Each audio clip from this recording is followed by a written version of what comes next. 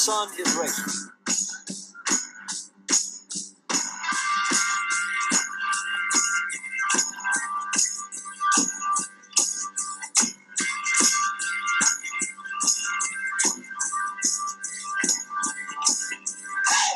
Welcome, race fans, to another episode of the Rubbin' is Racing Daily Fantasy NASCAR Show. This week we head to Atlanta Motor Speedway for the Quick Trip Folds of Honor 500. We have 325 laps with stages at laps 85, laps 170, and then we race all the way to the finish. Interesting fact here is Hendrick Motorsports and Chevy have had recent success here at Atlanta Motor Speedway. Hendrick has had the last three winners of Jimmy Johnson in 2015 and 16, Casey Kane in 2014, and Chevy has won 5 out of the last 8 races here. Ford had not won a race here since 2008 until last year when Kez broke the streak. All right, kids, now it's time for the bad news of the week, and that's the weather. As of filming Saturday morning, we have over a 50% chance of rain all day Sunday and into Monday. It may be Monday night before we get this one in. It might also be Tuesday day. The rain chances just look astronomical, and you know, the South this time of year, lots of rain. Hopefully we'll get this in tomorrow, but I highly doubt it. Just have that in mind when we go racing this weekend. Liehr, bad news aside, we gotta still burn some rubber whenever we get this race in. Do the honors for us, buddy.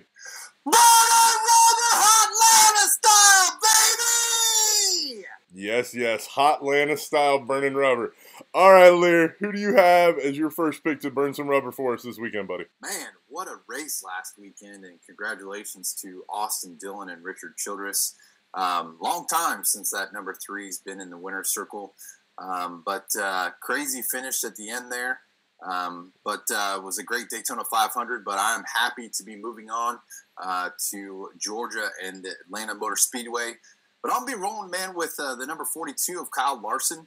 Larson's had great success last season at the 1.5-mile tracks on the circuit.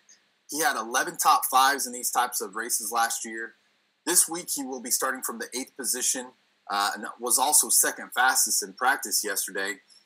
But important to watch Happy Hour today, obviously, and see what the 10-lap averages are going to be. I'm excited to see where that 42 Chip Ganassi vehicle is going to be at. He's raced here 4 times in his career. He's got 1 top 5 and 2 top 10s. Last year, he also started from the 8th position and finished second, and he led 7 laps in last year's race. But I feel that this year he's going to lead a bunch more laps unless, you know, the dominator of the recent past, and we're not really going to go too much into him, but Kevin Harvick in the number 4, Jimmy Johns just, you know, goes out there and has another dominating performance like he did last year. But this type of track, you know, you've got multiple grooves and lines that you can use. And obviously we know the type of racing that Larson likes to do at these, you know, bigger, wider tracks. He's going to be at the top, and hopefully that line will be working for him this week. You know, this is one of the tracks that has the old asphalt on it. So, you know, tires are going to be an issue this week as well. It's also going to rely a lot on the pit crews, you know, doing their jobs and you know, getting really fast, you know, pit times. So, but this type of track, I think if he can work the high line, he can be a dominator. But Larson's cost this week may hinder some fantasy owners. His cost is $10,000, which is 3rd highest on the board. So I think that Larson's going to be a big play this week. Look for them to come out and dominate. And like I said, it's going to really hinder on what the times are today as far as where he sits at for practice, and then also for 10-lap averages. But, man, I'm going to be all over the number 42 team when it comes to Sunday, Monday, or even Tuesday. Well, dude, I see what you're trying to do here, and I get it. I think it's clever. I just think Hamlin starting 12th gives you more place differential with a better chance to lead laps. Or, like you said, you want to run Harvick, who's just has a history of dominating this race here. Or even running back your Kez play from last week, I see him being more of a dominator. Larson just doesn't have the propensity to dominate here at this track. It's not really what Larson does outside of a couple of tracks. I just don't see it. I understand what you're trying to do here. I just don't see it, and I'd rather go with one of those two guys. Or even my pick to burn some rubber, Oh yeah, kids. I realize I'm wearing the M&M's hat, and he's in a Snickers ride, but I still don't have a sweet Snickers hat because they don't make a Snickers fitted hat. But my qualms with Rowdy sponsorship memorabilia aside, at $9,700, Rowdy's the right play this week, in my opinion. He got the first ever win for Toyota here at Atlanta back in 2006. That's one of his 2 wins here. The other one coming back in 2013. So he hasn't won or dominated as of late. But he has led 423 laps here, which is second only to the group of Harvick, Kurt, and Jimmy Johnson. Those are the only 3 active drivers that have led more laps at Atlanta Motor Speedway than Rowdy.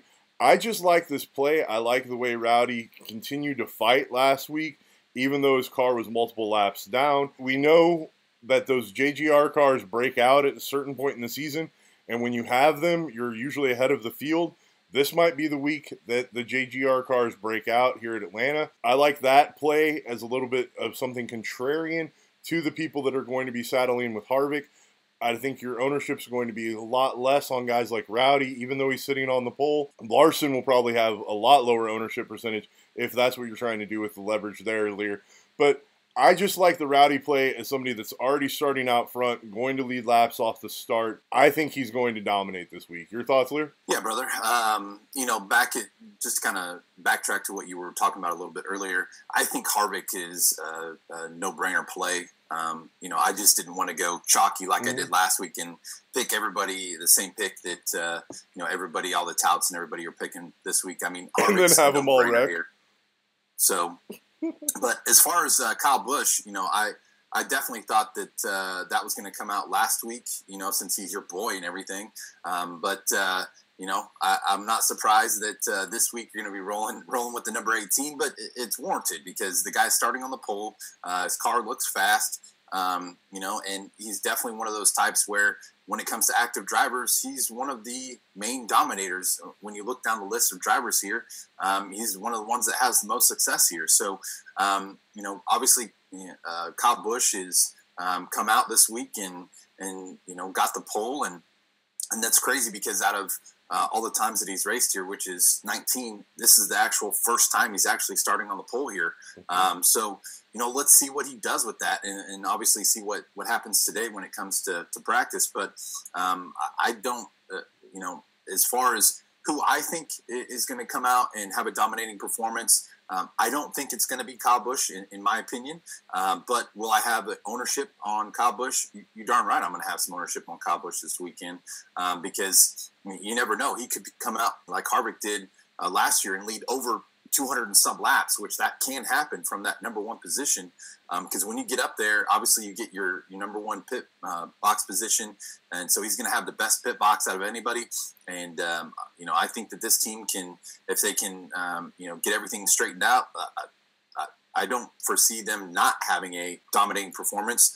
But in my opinion, I think there's just other drivers that do have the ability to do that this weekend.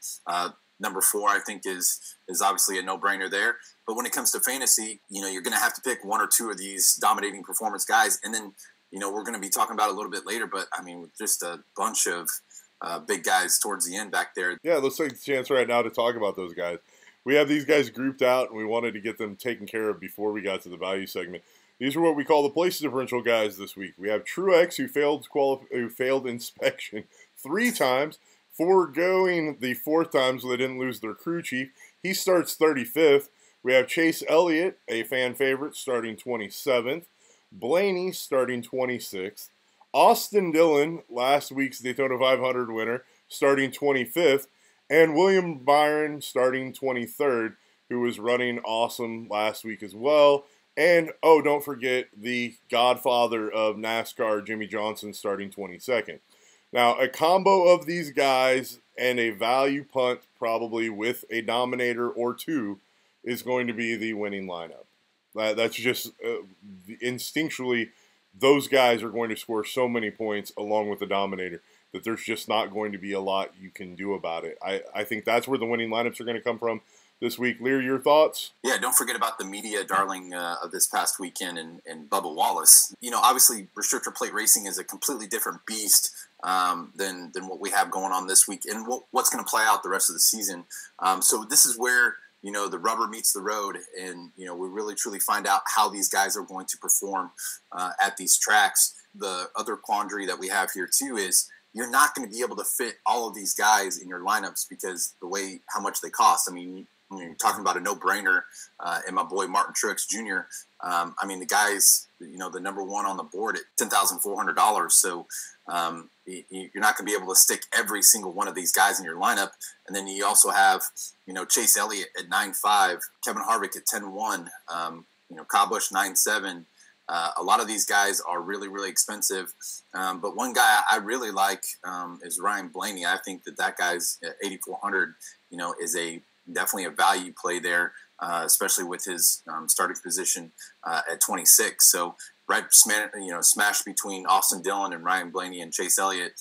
I think that those guys are going to be really, really high owned. So yeah, there's a lot of interesting plays this weekend, my brother. And there's going to be, I don't think there's going to be as many lineups that are going to match each other. So I think there's going to be a lot of differences this weekend. So, your chance to win the big money this week. You could, especially if you're going to make plays like you said, where you try to get on someone like Bubba Wallace as opposed to playing Jimmy Johnson. Like, the ownership percentage should be significantly less for a guy like that. Now, or hell, Alex Bowman starting right. 8. And the question is whether or not you believe that those guys are going to follow up their performances from last week, and whether or not you believe that this stable of studs and soon-to-be studs that are starting further back aren't going to pass them, right? Like, it's totally going to depend on what your race vision is this week, and that's going to make things interesting with the combination of the salary restrictions, as you pointed out. The salary restrictions make this really difficult and get you looking towards some ridiculous-looking punt plays. Speaking of which, Liehr, it's value time. Who do you have for us for some value this week, buddy? Well, my plays for value is going to be a little bit sneaky, I think, in most situations this week. I think a lot of people are going to overlook them. But I'm going to be going with the Bane train. I'm not playing the song. Oh, man. Wait, I'll play the song when it's the right play. But today it's not the right play. Go ahead. I'll let you argue it before I critique it. I could just tell you wanted me to play the song. Right? Bane is definitely, in my opinion, going to be a value play this week. He's quietly been very, very good here at Atlanta. He's raced here 4 times. He's got 0 top 5s and 0 top 10s, where most people will be like, well, that's not value, Liehr. But the worst he's finished here is 22nd. And in 4 of those races, last year he started 15th and finished 12th. For a guy that cost $6,700, he's definitely going to be an overlooked driver starting at the 20th position with all the big names like we just talked about starting behind him. In my opinion, he's going to come with definitely a lower ownership percentage of ownership, and definitely going to be a leverage play when it comes to playing against other teams this weekend in fantasy. So his average start here is 19.8 with an average finish of 17.2. He didn't practice very well yesterday, being the 30th fastest, but be sure to keep an eye out for him today. And see what he does when it comes to times and 10-lap averages. And based on how he does, I'll be using him quite a bit this weekend. But I think he's going to be a pretty low-owned guy that, could sneak in and get a top 10 finish for a guy that only costs $6,700. So when you add that point position plus a place differential and then, the minimal there with fastest laps, which he's not going to gain a ton of those, but he's going to get a little bit of them. I definitely think Trevor Bane and the Bane train is definitely going to be a value overlooked play this weekend for sure. So I just have a question for you. Are Tide Pods addictive? I'm trying to figure out what substance you're on. I love Trevor Bane. 2 weeks in a row. Like, I love Trevor Bane. You know me, and I'm one of the first to jump and call all aboard on the Bane train when it's the right play. However, I think I'm going to pass on hopping on the Bane train this week. He qualified 20th. His average finish is only 2.5 places higher than his starting position. This is an overqualification, simply put. His average running position last year and finishing position was in the 20s. I just don't think this is the right value play here. Just like I love Michael McDowell too, but starting 17th, I'm not going to roll Michael McDowell either. This is the type of car that when he messes up in qualifying, we love to pounce on. This is not a 20th qualifying run, is not him messing up in qualifying. Like, maybe even if it was 25th, 26th, like, I would be all about this play, but I'm just not. A play that I think is better, saves you $200, and he's starting 8 positions back from Trevor Bayne, is Ty Dillon, starting 28th. I love the Ty Dillon play. I think it's better. It gives you better place differential. He's starting more where he should in the car that he should. I would also feel free to run back Matty DiBenedetto if you're looking that way on value, if you need to save a little bit more. There's some problems to the value equation this week, and Liehr, I think, pointed it out by picking Trevor Bayne.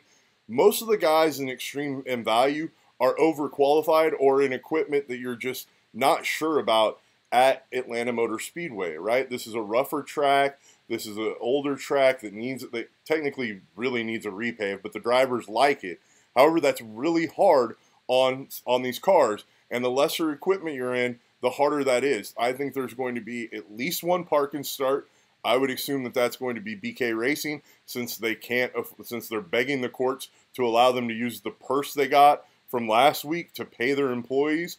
I'm guessing that car starts and parks, and I'm guessing there's at least one other car in that value range that has mechanical issues.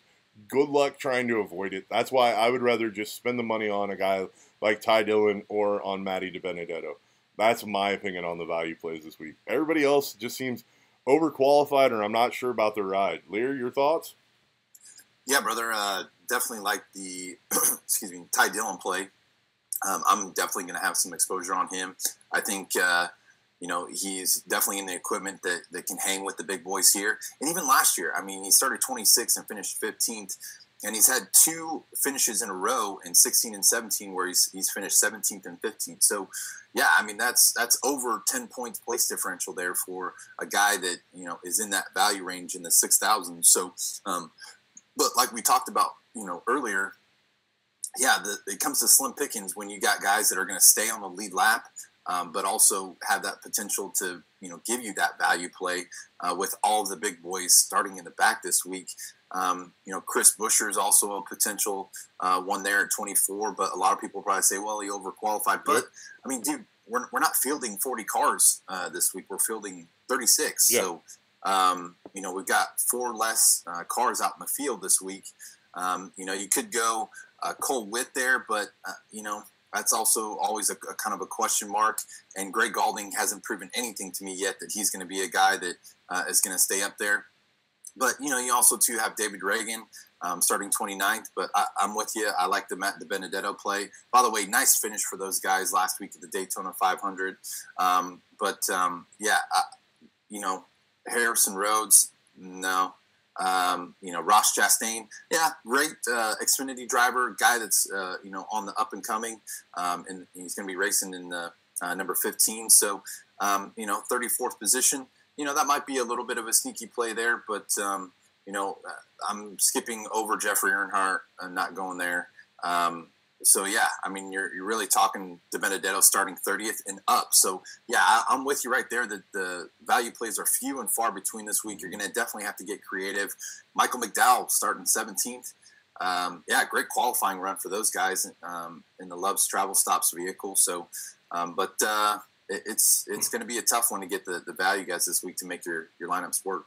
Yeah, the 4 less drivers is really a problem. You just kind of foreshadowed it there. McDowell qualifying so well is part of the reason why I love the Reagan play as starting where he's starting. I just think that may be one of those sneaky plays that you're getting there as for just an added value play. Since you threw it in there, figured out to add to it. And definitely a guy that's got tons of experience. Mm-hmm. I mean, he's been at the Monster Cup level for a long time. Yep. All right, Liehr, I think we've successfully wrapped up value that plays this week. What value plays you can make. Now it's time for everybody's favorite segment, Going to the Garage, where we're sending somebody to the garage. Maybe it's your favorite driver. Maybe it's your least favorite driver. Maybe it's NASCAR. Maybe it's DraftKings. Maybe it's somebody else. I don't know. Liehr, who are you sending to the garage this week, buddy? Well, each and every week, brother, we always have somebody that definitely over punts their coverage every single week. And we got to call them out on the show. But I'll be rolling with Ryan Newman. The crafty vet decided to, he had a pretty good Daytona 500 this past weekend, but came out and qualified second for Sunday's race. Newman has been around for obviously a very, very long time, but there's no way he's going to pay off as far as fantasy-wise for your teams this weekend. He will not be going out and leading a ton of laps. Not going to be getting a ton of fastest laps. Obviously, there's going to be no place differential there because there's only, really one direction for him to go, and that's further back in the field. But definitely in doing the research this week, man, some crazy stats on Ryan Newman when it comes to Atlanta. But he's raced here 25 times. He started on the pole 7 times at Atlanta. 6 of those are all in a row. So he started 6 times on the pole in a row, and that was, in the 2000s. But he started in the top 10 18 out of 25 times at Atlanta. So he also started second last year and finished 35th. His cost this week is pretty awesome. It's $6,900, for RCR car and, for Ryan Newman. But, for his caliber of driver, but, man, he is not going to be finishing, even in my opinion, in the top 10. So, definitely do not have any ownership of Ryan Newman this weekend. Yeah, man, I wanted to argue with you here. I wanted to fire you up and say he could be a dominator, but then I looked at the data, and the data doesn't show he does that, ever. And the last time he even led more than 9 laps at this track was all the way back in 2003. That is just absurd. I completely agree with you. Ryan Newman is not the play that you want to make this week. And if you do make that play, odds are you'll find yourself screaming, Newman! See the Seinfeld reference there? Another person that you just want to send to the garage this weekend and want to avoid like the plague, in my opinion, is that of Daniel Suarez. It's just an overqualification, plain and simple. I like what this kid's doing. I like the progress I've seen out of him as a driver. And I think there are going to be several times this season where you want to roster Daniel Suarez, and he's going to be required to be on the winning lineup several times this season. However, this isn't going to be the race for him to do that. I don't think that the risk-reward here is even smart from a fantasy perspective. It's just an easy fade, plain and simple. Liehr, your thoughts on Suarez? Yeah, man, I love Viva La Mexico. He's obviously a really good up-and-coming driver, and being with JGR, he's got the equipment that he can go out and be very, very competitive each and every week. But this week, unfortunately, starting in the top 4, he's just not a guy that I'm going to have as a person that goes up and, gets above Harvick or gets above Rowdy or Larson to go out and have domination this weekend. I feel like he's probably a top 10 car, especially too after what we see today. We'll definitely see what happens, but even then, he's just not a guy that I'm looking at that's going to go out and actually get you some fantasy points this weekend. It's crazy. We've seen a lot of crazy stuff in the past when it comes to these kinds of drivers, but a guy that only costs $7,400 starting in the top 5,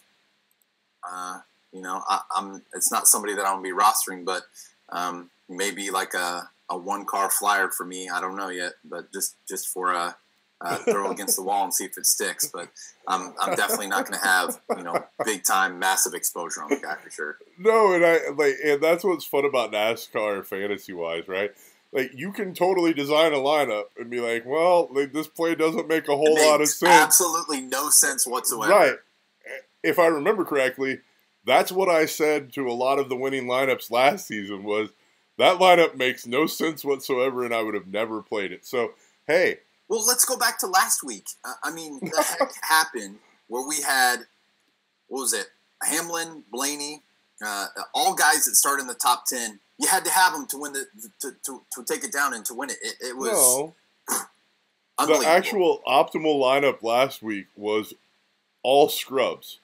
You would have left thousands upon thousands of dollars on the board and played all super scrubs that just missed the wrecks and the carnage. Well, I'm just talking about the guy that actually won the 100K had those guys on his, oh, yeah. on his lineup. And what was funny is he had a unique lineup, and that lineup was not even close to the optimal lineup. Yes. I believe he was 40-some points short of having the optimal lineup, which is just absurd to think about. But, guys, if you think that that's going to be the case this week, it most likely will not. No, because last week is the restrictor plates are so much of a question mark and unknown of what's really, really going to happen. We kind of can foreshadow what exactly is going to take place this weekend based on where guys are starting at, and it's not a restrictor plate track, and there's a lot less variables that go into this weekend. Now, because Liehr and I have said that, the odds are it's probably going to have some crazy sort of wreck that takes out 3/4 of the field, and right. Well, that's what I love about these double file restarts, man. Is it just makes it so much fun to, when they have these restarts to where all it takes is just a little something to happen, and yeah, I mean there could be a big one. One thing's for sure is the racing that we are getting is phenomenal, and we are seeing really good stock car racing, and that is exciting for the sport and as a viewer, and for fantasy even. It's just a lot of fun. Well, Liehr, we had the first week in the Rubbin' Is Racing Daily Fantasy NASCAR season-long league. Yeah. Like, you did not fare so well last week in that league. I did not, sir. But I was a man of my word, and I did put Miss Danica Patrick in my lineup because I did play her in some of my tournaments. And it was paying off there for a while. And then, she had nothing to her own fault, but she had to get caught up in some carnage, and there it went. Yeah, her, Maddie DB. And I'm sorry that you burned your money. Yeah, no, it's all right. I'm not bitter about it. It was free roll money from the Xfinity win that I had the day before, so we'll just roll with it with a smile on our face. So congratulations to Nervous Turtle, who got first place last week with a score of 315.75 points. Rolled the Eric Amarola play. Had Ryan Blaney on there. Good for you, sir. 4.2% ownership percentage in our league. Then rolled David Gilliland, Denny Hamlin, Kyle Larson, and Martin Truex Jr. So congratulations to Nervous_Turtle. And here are the results from last week's race. And as you can see, Turtle has a 10-point lead on the field, getting that 10-point bonus for the win. And everybody that participated at least got a point. Congratulations, everybody. Let's fire it up for week 2. And with that said, guys, we're wrapping up another week of the Rubbin' Is Racing Daily Fantasy NASCAR show. Make sure to like, share, subscribe, and Liehr, say your goodbyes and get us out of here. I appreciate you guys watching each and every week. Obviously, let us know if you got any questions. Pay attention today for happy hour in qualifying, or not qualifying, but happy hour and the times. Also 10-lap averages. But appreciate you guys watching the show. Have yourselves a fantastic weekend. And hopefully, cross your fingers, do a dance, whatever you can do to hold off on the rain so we can have a race tomorrow. But more than likely, we're all going to be, if you're like everybody else out there, at our jobs on Monday, glued to our phones, watching our teams. So, because unfortunately, it sounds like based on the percentages, we're going to be racing on Monday. But have you guys a great weekend, and appreciate you guys watching the show. Well, Liehr, the good news is everybody should be able to get home by the time they will be able to start the race on Monday, if the rain holds off the way it's projected out. So hopefully everybody can get home from work and have a nice race for Monday night if we get rained out. But I'm with you. I want to race tomorrow. I wanted to say we had 92 people in the league, but only 70-some people filled out a lineup. So if you're missing out week 1, you still have time to make it up, but you got to go in there and go into the league and make sure you fill out your lineup each and every week. So make sure you guys do that. Great advice, Liehr. And with that said, guys, thanks again for tuning in. We appreciate you watching our show. And let's win some money this week. Let's take it down. Have a great weekend, everybody.